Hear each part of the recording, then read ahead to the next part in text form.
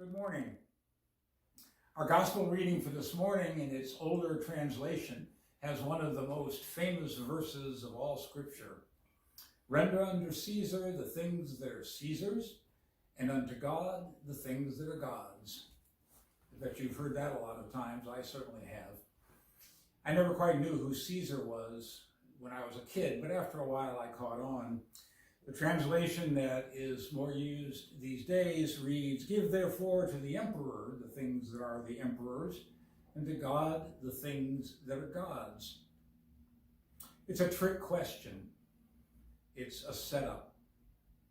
Jesus is coming close to Jerusalem, and we all know what's going to happen. Certainly he did. And he had irritated a lot of people in positions of authority in the community, especially the religious authorities. In fact, he managed to do something nobody had done for several decades, and that is he managed to put two factions of the Hebrew community's leadership who were at odds with each other together again as friends, because he was the common enemy, and so much so that they cooperated. And they set this up, and the Gospel tells us it's a trick question. Should we pay taxes or not? The people who followed King Herod were known as Herodians. They were Jews, but they were people who fully cooperated with the Romans. And they wanted him to say that you shouldn't pay the taxes because that way they could have him arrested for violating Roman law. The Pharisees, on the other hand, wanted him to say to pay your taxes because the coins had imagery which suggested the divinity of Caesar, and to pay the taxes acknowledged that he was divine, and that was in violation of the first commandment. The Lord your God, the Lord is one. As a matter of fact, the coin's actual wording that you paid the taxes with said, Tiberius Caesar, divine son of Augustus, high priest. So to give taxes and pay taxes with that image was going to be a violation. Jesus doesn't give them a direct answer. Jesus says to them, show me the coin. So they pulled out the coin. You have to understand, they pulled out Roman coins, but they were temple officials who weren't supposed to deal in Roman coins. But they did, for their own profit, by the way. Another sermon, another time. But for this purpose, he tells them to pull out the coin. And he says, whose image do you see on the coin? And they say, Caesar, Tiberius Caesar, divine son of Augustus, high priest. He said, well, render to the emperor what's already the emperor's. It's got his picture on it. But render to God what's God's. They went away, the questioners, angry. They'd been tripped up, and they didn't know quite where to go with it. But others heard that answer, and it's been a quandary ever since. Sometimes in modern times, I'll hear people use this quote, I would say somewhat out of context, but I've heard people use this quote to try to separate secular and sacred, as though there were two worlds. The secular world of Caesar, in which it's okay by implication to do whatever you have to do, and then this other sacred world where you buff yourself up a little bit and present yourself better. But that's not what this is telling us. There's some of that reality in our lives, but it's not what it's asking of us. It's asking us, who will we live in the image of? Eastern Orthodox Christians would say, what is our iconography? Who are we going to be the icon of? Are we going to be an icon of the powers of the world that have oppressive authority, that have military might, that choose to enforce their will on nations and peoples, as was experienced in the first century?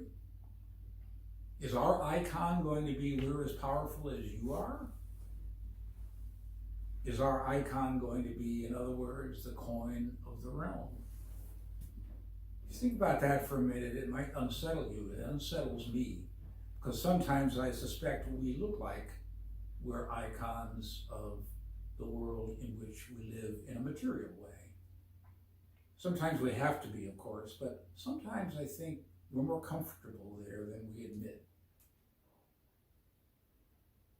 But what I think Jesus was trying to get across then and now is that we're not supposed to be icons of that which can be embossed on coins. That's the world's power, and it's real, but it's not who we are.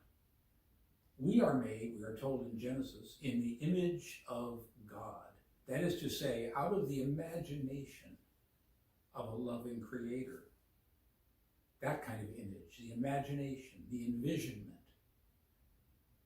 The challenge is to be people in the world who are not of the world. Yes, we're in it. It's okay. We do what we must. But we're not of it in the end. We are of a different place. We are icons trying to reveal God's image in the world. It's eternal. Its beginning is mysterious, this icon. Its conclusion is mysterious. All we can do, day by day, to fulfill this icon, the icon of God's imagination revealed in us, is to bear witness to God's love. It'll take lots of different forms. A kindness when it would be easier to be difficult. A reaching out to someone we know in need when it would be easier to ignore. Paying attention to what somebody else has to say that we don't quite understand or agree with, knowing that somehow God's image is at work in that person too. Maybe we can find a way for the icons to speak one to the other. We're not doing that very well as a nation right now. The Caesars of the world, of which there are always many, are not doing that well at all. They're just trying to run it and control it. It's an extraordinary reality, I think. Certainly in my lifetime, it seems worse than ever, everywhere. I don't see a lot of beacons of hope if I look at it that way. But if I look at it as we can be icons who bear witness to a very different thing, to an eternal way of life that is joyful beyond happy, that's deepening beyond challenges, that gives us solace as we face challenge and difficulty and sadness at times, if we're that icon, well, I think we're getting at what Jesus wants us to be. Pay our taxes, it's the coin of the realm, that's fine. But know down deep that every one of us is the creation of God's loving imagination. That lasts. The coin comes, the coin goes. But that icon, being of the imagination of the heart of God, that's eternal. I hope your week ahead is a good one, and stay healthy.